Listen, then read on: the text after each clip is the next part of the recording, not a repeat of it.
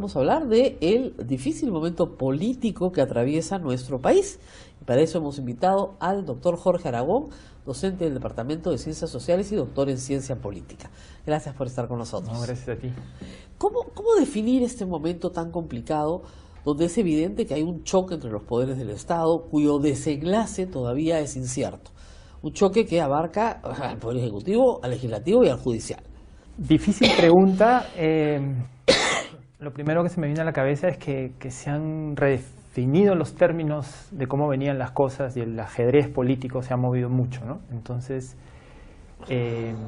a ver, en términos de actores, Vizcarra ha conseguido conectarse con la población y eso es lo que eventualmente lo puede defender mejor de un intento de vacancia y tiene la posibilidad de tener mucha iniciativa política para tratar temas que son urgentes, necesarios y percibidos por la población como importantes. Claro. El fujimorismo ha quedado, creo, bastante desubicado y va a tener que pensar en cómo va a reaccionar frente a estas iniciativas del presidente. ¿Les va a dar una posición clara y por tanto va a perder más espacio o va a tratar de acomodarse de alguna manera?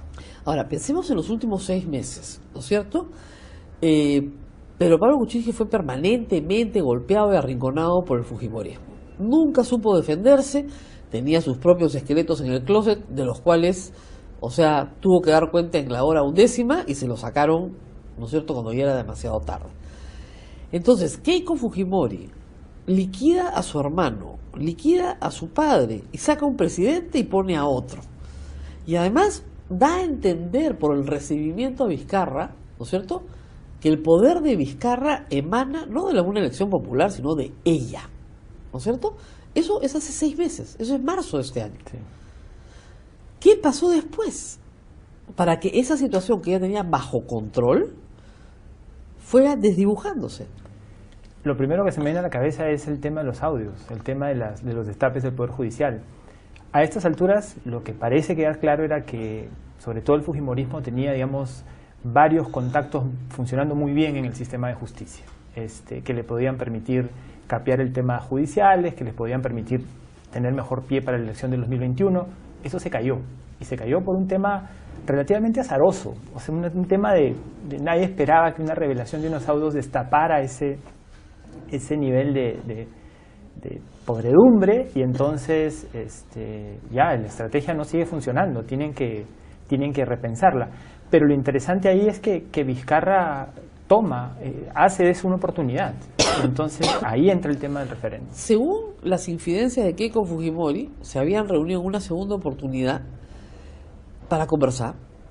Y según las infidencias del propio Vizcarra, ahora liberado de la obligación de guardar reserva, que según ella, él impuso y según él, ella impuso, pero en fin, en esa segunda conversación le hacen sentir a Vizcarra que es un empleado de Keiko Fujimori, o sea, que las decisiones las consulta con ella, que cambia la ministra de Salud, que tiene que aprobar la ley de octógonos, no la de octógonos, sino la del semáforo, o sea, una agenda absolutamente chiquita y mercantilista de las leyes de interés de Keiko Fujimori. Y él dice que a partir de ahí decide no volverse a reunir con ella. Pero ese es un momento anterior al de el destape de la corrupción del Poder Judicial. O sea, ¿ya venía gestándose en él este acto de independencia? ¿Es posible? Yo creo que da la impresión, ¿no?, que a diferencia de Kuczynski, él dudaba un poco más sobre acomodarse ese rol conciliador para mantenerse en el gobierno y la posibilidad de tener una agenda propia. Me parece que era algo así como el yin y el yang, y entonces las condiciones han cambiado. Y dado además que no parece haber ninguna posibilidad de tener un acuerdo firme con el fujimorismo o medianamente estable o confiable, yo creo que él asume este riesgo político y esta posibilidad de tener iniciativa. Ahora, tú has planteado un tema que me parece central en este nuevo escenario, ¿no? El fujimorismo sigue apostando por lo que tú llamas estas ideas, puntos muy chiquitos, menudos, ¿no es cierto? Y viene Vizcarra, que está planteando temas grandes.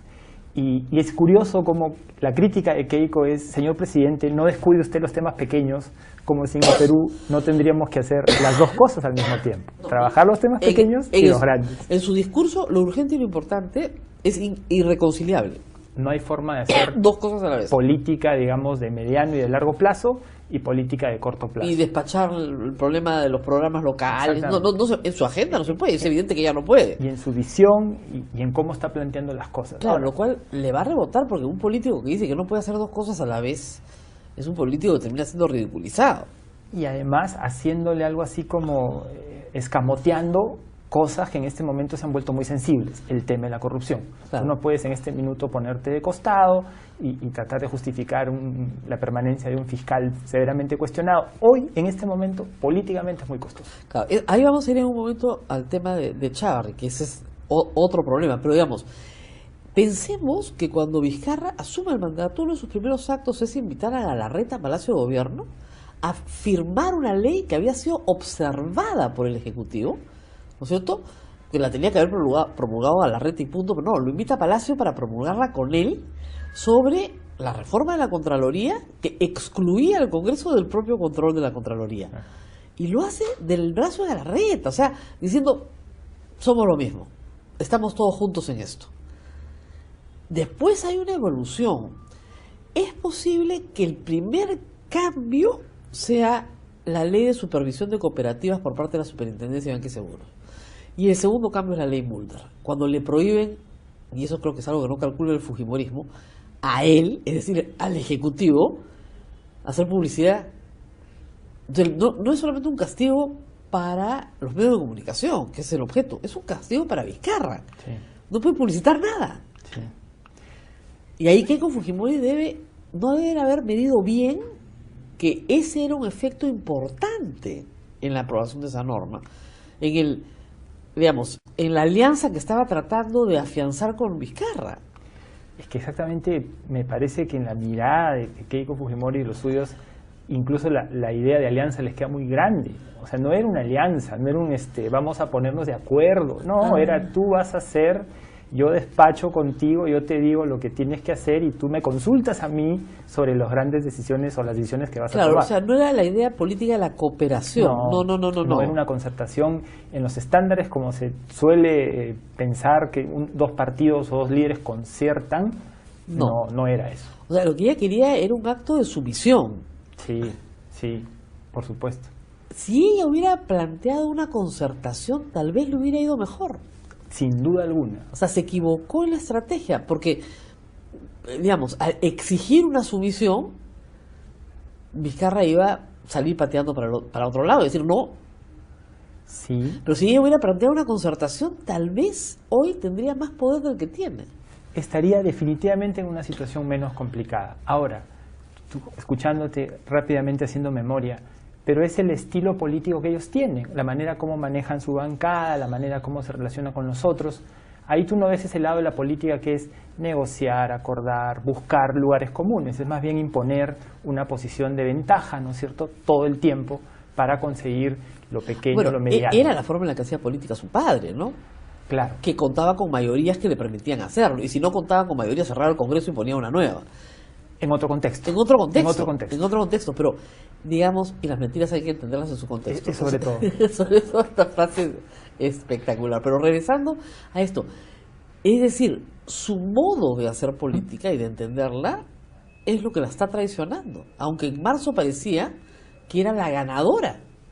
Sí. Se salía airosa, había derrotado a su adversario político, lo había sacado del poder, tenía un presidente hecho a su medida, cuyo poder emanaba de ella, y en pocos meses pierde todo, tanto así que está en 15% de aprobación, o sea, tiene la peor aprobación que ha tenido en toda su carrera política. Claro. Lo cual también te hace pensar ¿Cómo haces eso? Claro, cómo funciona la política peruana. O sea, es muy extraño, ¿no es cierto?, de haber sido, digamos, el actor político más importante en este momento, ser un actor político en serios problemas. Pero sí, ella se lo ha buscado y lo interesante es que ese estilo de hacer las cosas, que en un momento fue funcional y eficaz, en este nuevo contexto no funciona. Y volviendo a lo que conversábamos previamente, yo creo que el mérito de Vizcarra me parece, es haber optado por hacer política, por tratar de conducir el gobierno. Él engancha en dos temas rápidamente. Primero, con la crisis del sistema judicial, cuando salen todos estos audios, le pide al Congreso una legislatura extraordinaria, luego que durante 2 semanas no le daban ni bola al tema del Consejo Nacional de la Magistratura, y les exige removerlo. Sin plantear cuestión de confianza, pero todos sabían que si no lo hacía, la iba a plantear. Sí. Y casi por unanimidad, porque hubieron algunos ausentes, porque todos los demás votaron a favor, todos votaron a favor de remover el Consejo Nacional de la Magistratura, que era, digamos, la piedra angular del control de la Fiscalía y del Poder Judicial. Sí. Y la población aplaudió a Vizcarra por llamarlos a legislatura extraordinaria. Sí, no. Enganchó perfecto. Y el segundo paso es el discurso del 28 de julio. Totalmente. O sea, la primera media hora engancha, y eso hay que decirlo, con propuestas cuyo contenido podemos discrepar, ¿no es cierto? Pero engancha con la gente. Hace mucho tiempo que un político no engancha con la gente. Exactamente. Hace mucho tiempo que no se logra esta corriente de opinión que vincula temas importantes y grandes y sensibles, y tú tienes una figura política que prácticamente te dice: estoy en eso, estoy en eso. Para hacer un paralelo, miremos las elecciones municipales, por ejemplo, la provincia de Lima, ¿no? No hay ningún candidato que enganche. No, nada. Ninguno, o sea, todos están alrededor del más menos, ¿no es cierto? Pero no hay ninguno, hay uno que destaca, que tiene más de 10 puntos, pero no hay uno que tenga 30 puntos. Sí, ¿no? No hay. Y si me permites el comentario, los que nos gustan más no logran tampoco encontrar, o sea, porque tú los ves técnicamente más solventes, claro, pero eso no es suficiente para generar este enganche, lo cual, de nuevo, este enganche se mueve por cuestiones bastante básicas y yo diría poco complicadas, ¿no? La ciencia política estudia eso, ¿no es cierto? ¿Cómo hace la fórmula mágica un candidato para tener eso que se llama carisma, o la posibilidad de que emocionalmente la gente te escuche y diga: sí, yo asumo el liderazgo de esta persona, o sea, creo que es un líder y que me va a guiar a este punto? Sí. Me provoca respondértelo más en términos más personales, más que disciplinares. Yo creo que tiene que ver con que la política es menos importante de lo que nosotros a veces creemos y es menos complicada de lo que nosotros a veces creemos, los académicos, los políticos. Entonces, que funcionan cosas como esta, digamos, que la gente puede estar como muy desenganchada, pero de repente una idea, una propuesta no muy compleja, porque son propuestas muy simples y básicas, logran despertar el interés de las personas. Entonces, si te mueves con cosas muy complejas, muy complicadas, no creo que lo logres. Ahora, no es sencillo lo que ha propuesto, No. pero lo que se vio fue un gesto de audacia. Yo creo que la gente ha enganchado con la audacia, con el arrojo, con decir: ya pues, ¿no? Sí. Déjenme un espacio para gobernar. Sí. Sí. Y además con una propuesta que sí, efectivamente, yo no estoy de acuerdo con ella, lo he dicho muchas veces, pero que es muy popular. Es decirle: vamos a pedirte que votes, primero me están consultando mi opinión, que ya es bastante, si los congresistas pueden ser religiosos o no, y detestas al Congreso. No, es genial. Es la movida es genial. Es genial. Yo cuando lo escuché, me te juro, la verdad que me sorprendió, pero después, claro, o sea, era la propuesta más aplaudida de todas por la población, que le grita al presidente a donde va: cierra el Congreso. El Congreso es una institución tan odiada como el Poder Judicial. Sí. Lo cual es notable, porque son los representantes elegidos por la misma población. Sí. Hace 2 años. Sí. No hace 10, hace 2.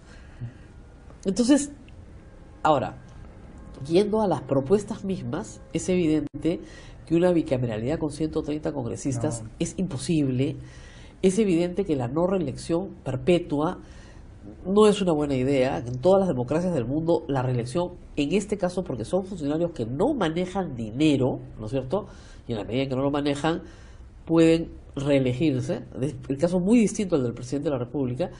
Y en tercer lugar, la propuesta sobre partidos políticos debería estar en la ley de partidos políticos, pero más bien hacer una remisión a la ley penal. Es decir, todo es perfectible en esos proyectos. Pero sin embargo, la gente está hoy incluso a favor de la bicameralidad. Que es una cosa que no te puedes explicar. Hace 6 meses preguntabas sobre eso y probablemente era inverso. Durante 20 años ha sido sistemáticamente rechazada la bicameralidad. En eso Fujimori fue muy exitoso, fue muy caro, es muy lento, no sirve. Sí. Y sin embargo, hoy, porque Vizcarra lo propone para oponerse a Keiko Fujimori, se vuelve popular. Sí. ¿Cómo se explica eso en la ciencia política? Es que lo ha propuesto en un paquete. O sea, es el paquete de lo que veníamos conversando, es el paquete de vamos a tratar de resolver cuestiones, vamos a tratar de contener, reformar algunas cosas, y tiene además pues un enemigo muy odiado, ¿no? Un actor muy odiado, que es la política, el Congreso, los congresistas. Los privilegios. Exactamente. La idea de que esos congresistas jamás ganarían esos en el sector privado, que se han sacado la tinca, esa idea popular. Ahora, regresemos al caso ya de la corrupción en el sistema judicial. Keiko Fujimori hoy detiene la reforma política, pero tampoco permite que se acuse a los actores de graves actos de corrupción en el Congreso. No se acusa a Chávarri, no se acusa a Inostroza, no se acusa a los miembros del Consejo Nacional de la Magistratura. ¿Eso no es suicida? Sí, a mí me lo parece en muchos sentidos una salida política muy, muy torpe. Ahora, era el proyecto fujimorista. Claro. Ellos han construido y estaban construyendo, y Becerril era uno de los operadores más visibles, estos contactos privilegiados con actores dentro del sistema judicial. Se les cayó. Claro, pero es cuando te dejan calato pues en medio del escenario, tienes que correr a taparte, ¿no? Sin embargo, la respuesta es no, persistimos en proteger a las personas que nos van a proteger a nosotros, aun cuando sabemos que más pronto que antes van a quedar fuera del poder. Sí, pero con el cálculo, yo creo, de la idea esta del control de daños, ¿no es cierto? Claro. En este momento que se abre y es posible hacer cambios, reformas, me da la impresión que de lo que se trata es de salvar lo que más se puede. Y si podemos salvar algunos fiscales, si podemos salvar algunos jueces, es algo así como que al final del día... De lobo un pelo. Exactamente, por más que hayamos perdido terreno, no hemos perdido tanto terreno. Claro, y la idea es dilatar y dilatar y dilatar para poder ganar tiempo. Sí. Ahora, frente a eso, el único contraataque posible para Vizcarra es la cuestión de confianza. Si queremos el referéndum este año. Exacto, pero él ya lo ofreció. O sea, él no se puede desenganchar de una promesa tan contundente que le ha dado tanto prestigio. O sea, no te desenganchas de tus promesas. Claro. Entonces, si lo quiere este año, tiene camino la cuestión de confianza, que tiene dos consecuencias. Le aprueban la norma para ir al referéndum o disuelve el Congreso. Y en las dos, el pueblo está encantado. Yo creo que sí. La única consecuencia negativa para Vizcarra es que en 4 meses tenga que regirse a un Congreso que no le sea favorable, lo cual hoy es poco probable, ¿no? Claro. El momento político actual diera la impresión que podría generar un Congreso más afín a algunas de las propuestas que están sobre la mesa. Justicia, bicameralidad, anticorrupción, sobre todo a los corruptos. Sobre todo anticorrupción. Cuando digo justicia estaba pensando en eso, pero con toda seguridad. Entonces el momento político es Keiko Fujimori no volvería a sacar hoy 73 congresistas. Difícilmente. Entonces no tiene nada que perder. No tiene nada que perder, pero parece que cuesta trabajo. Bueno, nunca se sabe exactamente qué estará pasando por la cabeza del presidente, pero yo lo siento a veces un poco todavía atrapado en esa duda, ¿no? Entonces, en Tacna es ya, no nos va a parar nadie, y después es un poco de vamos despacio porque son cosas importantes. El único temor que puede haber es que le hayan grabado las conversaciones con Keiko Fujimori y que sean editadas a lo Mamani, ¿no es cierto? Entonces lo presente como un pusilánime. Podría haber algo de eso, con una edición correcta, digamos, ¿no? Pero con mayor razón, entonces ahí tendría que ir con todo, porque ya no hay mañana. O sea, no hay futuro. Yo pienso lo mismo. Y no estudio ciencia política. No. Es que en realidad...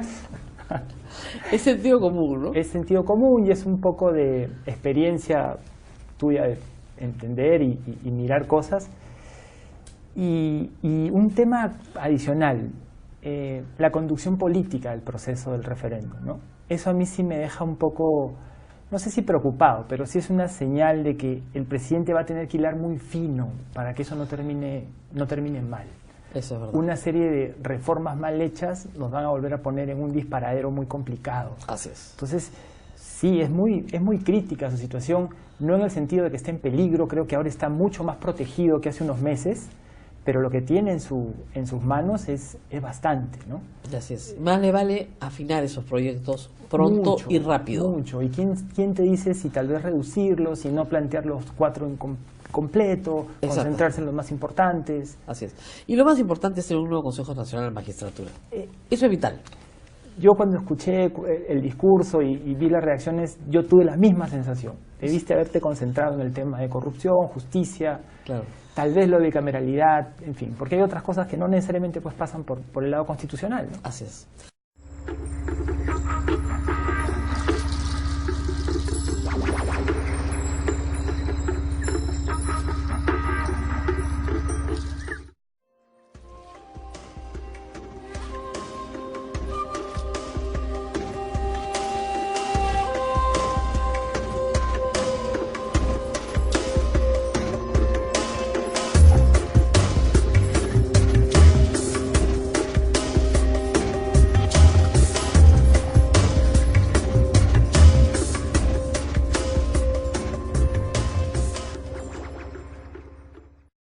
No es por soltar verdades incómodas, pero lo cierto es que nunca hemos abandonado la norma del oro.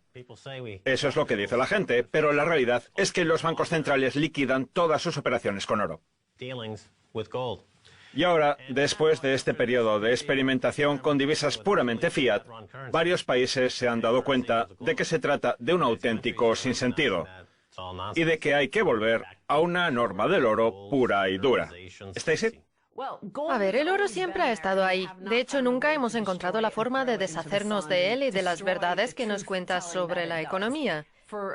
Llevamos más de 40 años intentando dejar atrás la norma del oro haciendo como si no existiera, como si los bancos centrales, los dueños del universo y los economistas de la élite, los que se llevan los premios Nobel como Paul Krugman, supieran más que los propios mercados y que los consumidores e inversores de a pie. Y lo cierto es que eso ha fracasado, porque el oro siempre cuenta la verdad. Si el oro funciona es porque no requiere ningún tipo de confianza, incluida la confianza en aquellos que se dedican a emitir moneda. Y a eso ha hecho referencia esta última semana el primer ministro de Malasia. El primer ministro de Malasia propone una divisa apoyada en el oro. El primer ministro de Malasia, el doctor Mahathir Mohamad, ha propuesto la creación de una nueva divisa basada en el oro que, según él, sería más estable que las operaciones de divisas actuales susceptibles de manipulación. Asegura que el metal precioso podría usarse para evaluar las importaciones y exportaciones entre los países del este de Asia. Podríamos hacer los pagos con esa nueva divisa usando el oro, que debería estar relacionado con la divisa local mediante una tasa de cambio, lo cual permitiría a su vez que estuviera asociada al rendimiento del país en cuestión. Así sabríamos cuánto debemos y cuánto tenemos que pagar en la divisa especial del este de Asia. O sea que lo que quiere es una unidad contable para la región comercial del este de Asia, de forma que se sepa de verdad quién hace trampas y quién no. La única forma de saber si se gana dinero con las importaciones y las exportaciones es utilizando una referencia económica, y esa referencia siempre ha sido el oro. Tras la Segunda Guerra Mundial, nos adentramos en un periodo de monetización, globalización y dolarización en el que Estados Unidos logró convencer al mundo de que esa referencia no era necesaria y de que, como el pastel crece de manera indefinida, siempre podremos hacernos con un trozo. Lo que pasa es que ese modelo ha fracasado y ahora llegan países como Malasia, China o Rusia y abogan por el oro en plan, díganos cuánto estamos ganando o perdiendo en términos de oro. Y Donald Trump no está haciendo sino contribuir a ello, con eso que dice de que quiere que Estados Unidos deje de ser un país globalizado para pasar a ser uno mercantilista, lo cual está haciendo que las cosas cambien rápidamente. Pues también encaja con lo que cuenta David Graeber en su libro La historia de la deuda, con lo que hacemos en momentos de desconfianza entre los integrantes de la sociedad y entre los distintos países que conforman el mundo. Y es que a día de hoy tenemos un sistema en el que las personas no confían las unas en las otras. Por eso estamos inmersos en este proceso de desglobalización y por eso Estados Unidos está retirándose de un sistema que siente que le ha engañado, a pesar de tratarse de una estructura creada por él mismo. Vamos, que las personas y los países no confían los unos en los otros, de ahí esas propuestas de recuperar el oro. Añade, el mercado internacional está vinculado al dólar, lo cual permite manipular la divisa. Cuando un país se ve afectado, el resto de naciones también. En 1997, Malasia se encontraba en una situación muy estable. Sin embargo, a raíz de los problemas de Tailandia durante la crisis financiera asiática, las instituciones financieras internacionales dijeron que la divisa de Malasia también debía tener una tasa de cambio fija. ¿Y qué pasó? Pues que los operadores de divisas vendieron la de Malasia a la baja y esta se depreció. Y ni siquiera es un dinero que obre en su poder. Pese a no tener divisa de Malasia, pudieron venderla en grandes cantidades y una vez depreciada, pueden comprarla y venderla a un precio mayor cuando sube. Esa es la definición de lo que son las ventas cortas al descubierto. Lo que dice Mohammad es que los operadores del mercado de divisas que cuentan con una línea de crédito ilimitada al 0% de interés tienen la capacidad de ejecutar órdenes de venta falsas de cualquier divisa para manipular su precio a la baja respecto al dólar. Esa es, desde hace décadas, la base del imperio estadounidense. Y el resto de países tienen muy complicado librarse de la hegemonía del dólar porque se han creído eso de que el mundo nunca va a dejar de crecer y de que siempre van a poder hacerse con un trozo de ese crecimiento. Lo que pasa es que ahora se ha demostrado que el mundo ya no puede crecer más, en parte por las limitaciones climatológicas. Y es que, en un planeta que arde o que se inunda, literalmente, el crecimiento resulta imposible. Fíjate, por ejemplo, en el precio del maíz, que se ha disparado porque está desapareciendo de Estados Unidos por culpa del cambio climático. Mira, esa es una de las cosas buenas, por decirlo de algún modo, que tiene el cambio climático, la capacidad que nos ofrece de enriquecernos gracias al maíz, aunque sea a costa de la extinción del ser humano. Pero bueno, volviendo al dólar, lo cierto es que se trata de una divisa que se encuentra inmersa en una burbuja hiperinflada que cuando estalle hará que el oro pase de los 1.300 o 1.400 dólares a los 2.700, 2.800 o 2.900. Volviendo al concepto de la desglobalización, lo cierto es que se trata de un fenómeno que se aprecia en todo el mundo, salvo en China, que está siendo la gran beneficiada de la globalización y que por tanto no quiere acabar con ella como le sucede a todas las potencias emergentes, al contrario que a los imperios, que prefieren dejarla atrás.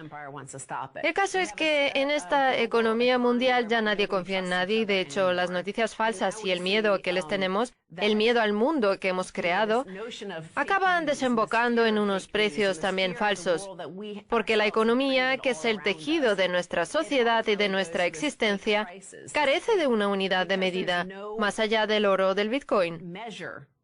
Pues bien, resulta que en la crisis de divisas asiática, los operadores del mercado de divisas fueron capaces de hacer caer la economía de Malasia, a pesar de no ser ellos los que emitían la divisa del país. Y, por tanto, de no tener divisa alguna que vender. Las operaciones de divisas no son saludables porque no giran en torno al rendimiento económico de los países, sino a la manipulación. Si existe un exceso de oferta de algo, ese algo pierde valor. Si la oferta es escasa, su valor aumenta. Pues bien, venden grandes cantidades de un dinero que no tienen y como son cantidades tan altas, el valor se reduce. Vamos a analizar una vez más lo que viene sucediendo en el mercado de divisas en los últimos 20 o 30 años. Había una época en la que los precios venían determinados por el número de compradores y vendedores. Si había más compradores, los precios subían, y si había más vendedores, bajaban. Y ese precio resultante que descubría el mercado, de ahí lo de descubrimiento de los precios, era el que permitía calcular las necesidades de negocio. En cambio, en el mundo actual, los analistas cuantitativos eligen primero un precio y luego realizan las operaciones necesarias para alcanzarlo, en lo que constituye un auténtico atentado contra el capitalismo de libre mercado y un ejemplo de autocracia a cargo de los megalómanos que gestionan estos departamentos de operaciones.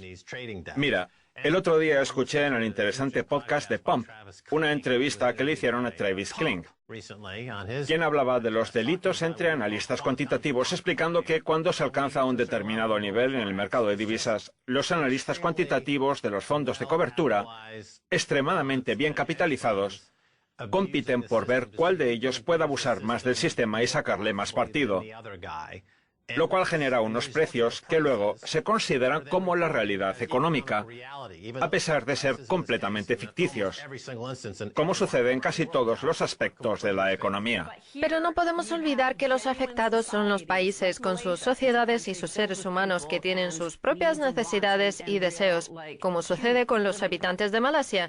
Pues bien, si su divisa no se apoya en nada más allá de lo que diga una computadora, un algoritmo, si cotiza frente al dólar, el euro o el yen, el problema es que las consecuencias afectan al mundo real, a las personas que se ven atadas de pies y manos.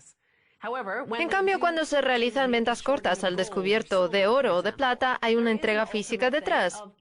Por ejemplo, si se empieza a retirar oro del mercado o plata, como sucedió con JP Morgan, que tenía una gran posición corta al descubierto en este metal, si se compra una onza de plata a cambio de $10, eso hace más difícil su manipulación. La del precio, quiero decir. Pues bien, lo que dice Mohammad es que si tenemos una unidad contable como el oro, entonces las cartas quedan al descubierto, porque el oro no se puede emitir. Sabemos lo que hay que extraerlo, hay que guardarlo y hay que comprobarlo. Y eso es lo que permite acabar con esas manipulaciones. Preguntado por si el yen o el yuan podrían convertirse en la moneda común de Asia, Mohammad respondió: si todos intentamos promover nuestra propia divisa, habrá conflicto. En cambio, con una divisa común para el este de Asia y que no se use en los países, sino solo con fines comerciales, la estabilidad estará asegurada. La solución no pasa por promover el yen o el yuan. O sea, la norma del oro. Sí. Que es la que durante la mayor parte de la historia ha regido la economía mundial. El problema son los engaños de la Reserva Federal, que ha tratado de convencer al mundo de que había que olvidarse del oro y de que el dólar podía ser el motor de un crecimiento ilimitado en el que cualquiera podía convertirse en una estrella de Hollywood. Y aunque al principio la jugada les salió bien, ahora se les está viniendo abajo. Sí que se está viniendo abajo. No hay más que fijarse en el precio de la vivienda en ciudades como Los Ángeles, San Francisco, Nueva York o Washington, que ya no puede subir más. La estrategia consiste en hacernos partícipes de su sistema manipulador y en hacernos creer que seguimos ganando gracias a nuestros activos.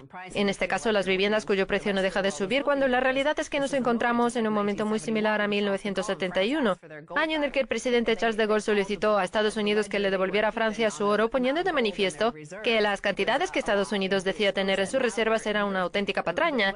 Pues lo que dice ahora el primer ministro de Malasia es que ni siquiera cree que Estados Unidos tenga el dinero ficticio, es decir, los dólares, necesario para apoyarlo. Claro que no lo tiene. El caso es que en este capitalismo mafioso, las guerras de divisas desembocan en guerras comerciales y estas a su vez en conflictos armados. Estados Unidos actúa como una mafia de las divisas. Ya verás cómo ahora que la gente exige que se le devuelva el dinero al gobierno estadounidense acaba recurriendo a la violencia. Por cierto, uno de los principales beneficiados de este sistema del dólar ha sido Warren Buffett, con empresas como Wells Fargo o Coca-Cola, mostrándose contrario al oro y al Bitcoin. Pues bien, vamos a ver el siguiente tuit. Hoy me he enterado de que el precio de la Coca-Cola no subió, solo costaba 5 centavos en los primeros 70 años desde su comercialización. ¿Cómo puede ser eso en un mundo en el que nos hemos acostumbrado a que el dinero se devalúe y pierda su poder adquisitivo? Vamos a ver un fragmento de una entrevista en la radio pública estadounidense. Aunque cabría pensar que la inflación ha sido un problema constante para Coca-Cola, según Andrew Young, hasta los años 40 no hubo inflación de verdad.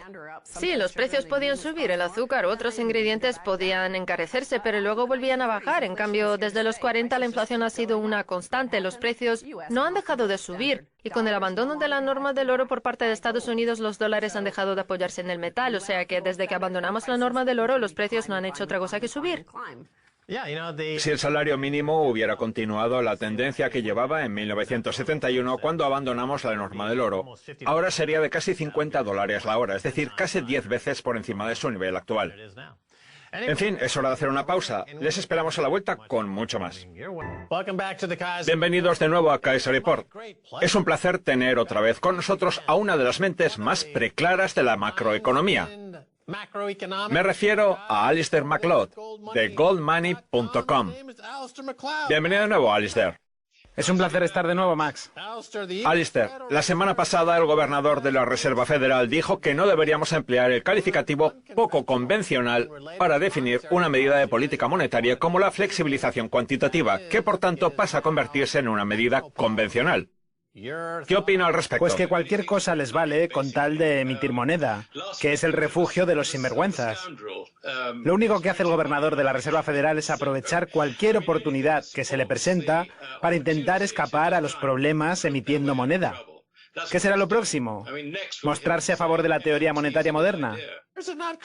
Pues al principio se decía que la flexibilización cuantitativa era una forma de monetizar la deuda, y cuando se monetiza la deuda, eso da lugar a un escenario de hiperinflación y a un desplome de la divisa.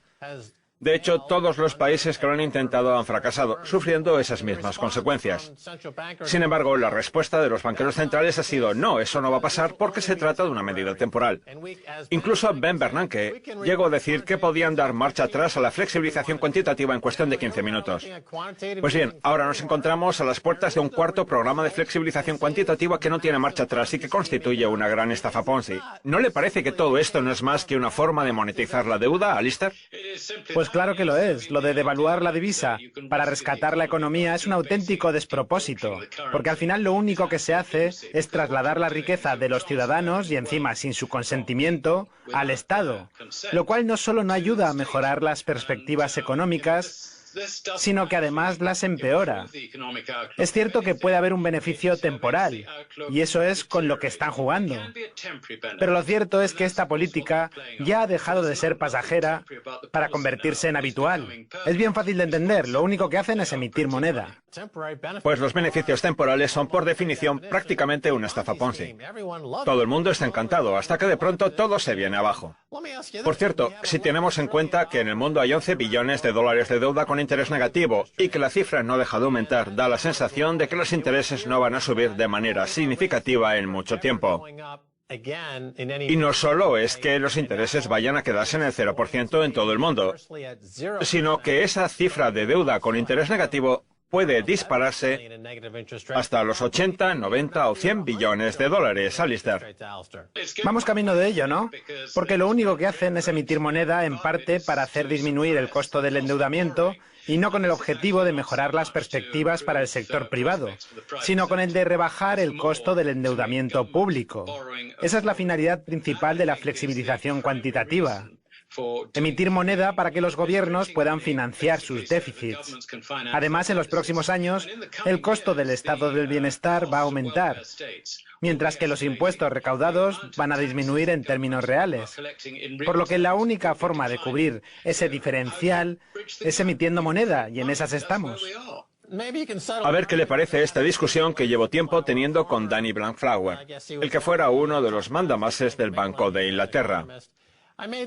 Hace unos años, yo le dije que la flexibilización cuantitativa no combate la deflación, sino que la provoca, haciendo aumentar la deuda zombie. A ver, Alistair, ¿acaso no soy el ganador del debate? Pues está bastante claro que sí. Pues gracias, Alistair. Ha estado brillante en su respuesta. En fin, avancemos. Los mercados continúan en máximos históricos, que es algo que le encanta a Donald Trump, que la bolsa no deje de subir. Ahora bien, si fuera cierta esa supuesta mejora de la economía, ¿acaso no habrían subido los intereses también? Porque eso es lo que pasa cuando la economía está en auge.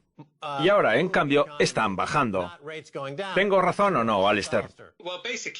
A ver, el valor actual del mercado bursátil se basa en esos intereses tan bajos y en la perspectiva incluso de unos intereses negativos, como acaba de señalar usted, que podrían disparar las valoraciones. Ahora bien, llegará un punto en el que el mercado se dé cuenta de que la contracción de la economía real es tan grave que esas valoraciones son un auténtico despropósito. Será entonces cuando los mercados vuelvan a la realidad. Y la única forma de evitarlo es que los gobiernos intervengan, como ha hecho el de Japón, y empiecen a comprar acciones, adquiriendo todos aquellos activos que entren en el mercado, que es algo que podrían hacer, porque los bancos centrales, tal y como manifestó hace poco Mark Carney, tienen miedo de todas las garantías que figuran en los balances generales de los bancos y que no pueden comercializarse. Y también tienen miedo de los activos con los que cuentan los fondos públicos, los fondos mutuos, los fondos comunes de inversión, los fondos de cobertura, etc. El problema es que si el valor de estos activos disminuye, entonces dejarán de estar cubiertos y si la gente empieza a venderlos, los fondos no dispondrán de la liquidez necesaria para abonarlos.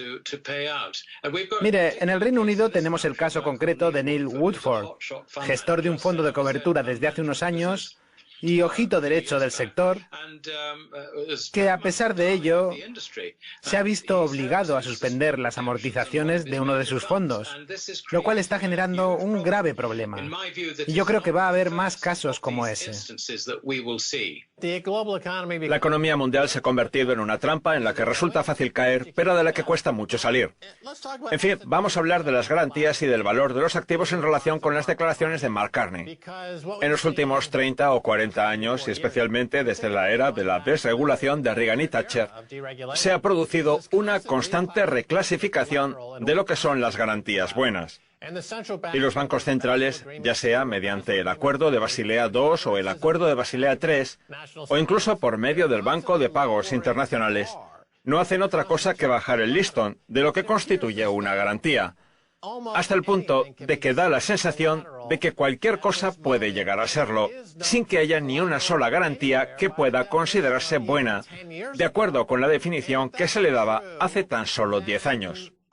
Pues bien, de ser eso cierto, ¿cómo se establece el precio de las cosas? ¿Cómo es posible que tengamos una economía en la que los intereses se encuentran en el 0% y en la que hasta el guano de murciélago se considera una buena garantía, Alistair? Tiene toda la razón, Max. Vivimos inmersos en una auténtica locura que desafía cualquier tipo de análisis. A los bancos centrales que se han metido en un embrollo considerable, no les queda otra arma que la emisión de moneda, que, como le digo yo a todo el mundo, se ha demostrado que no funciona. Y además, esa emisión de moneda provoca que se traslade la riqueza de los ciudadanos a los gobiernos, a los bancos centrales o a los bancos comerciales si crean crédito bancario, empobreciendo a toda la población. Ese es el fin de la economía y ese es el destino hacia el que nos encaminamos. Se trata en esencia de una guerra de trincheras en la que los bancos centrales se agazapan y en lugar de disparar balas emiten moneda, provocando una catástrofe mundial que hará necesarias una serie de reparaciones de guerra, como las que puede exigirle China a Estados Unidos, que se enfadará y puede hacer cierto el dicho de mucha gente de que las guerras de divisas conducen a guerras comerciales y estas a su vez a conflictos armados. Pues bien, cuando China exija esas reparaciones y Estados Unidos salga perdiendo en este nuevo Tratado de Versalles de la banca, por llamarlo de alguna manera, ahí es cuando asistiremos al resurgir del fascismo y del extremismo político. ¿Qué opina usted, Alistair? Pues que tiene toda la razón. Estados Unidos tiene el grave problema de que se financia a sí mismo gracias a su déficit comercial y a la reimportación de los dólares que ha vendido al extranjero en forma de bonos del Tesoro. Sin embargo, ahora esa historia toca su fin, que es algo que el gobierno estadounidense no se puede permitir. De ahí el enfrentamiento tan crudo con China. Lo que pretende Estados Unidos es que el dinero internacional no invierta en el gigante asiático para que pase a hacerlo en el dólar, o al menos eso espera. Es casi como si dijera, el resto del mundo nos da igual. Por nosotros como si desaparece. Pero mientras recibamos los flujos de dinero, Estados Unidos se mantendrá en pie. Ahora bien, de ser cierto ese análisis, que a mí me lo parece a juzgar por sus acciones, yo lo encuentro demasiado simplista. Lo que pasa con China y Estados Unidos es que ambos tienen un acuerdo mutuo, en virtud del cual el gigante asiático utiliza el montón de dólares que posee en su balance general para mantener su divisa en niveles bajos y así favorecer sus exportaciones e impulsar su PBI, con lo cual no le conviene venderlos. Ahora bien, si estalla una guerra comercial y un posible conflicto armado en el fragor de la batalla, China bien podría vender 1 o 2 billones de dólares en bonos del Tesoro estadounidense, provocando el desplome del dólar.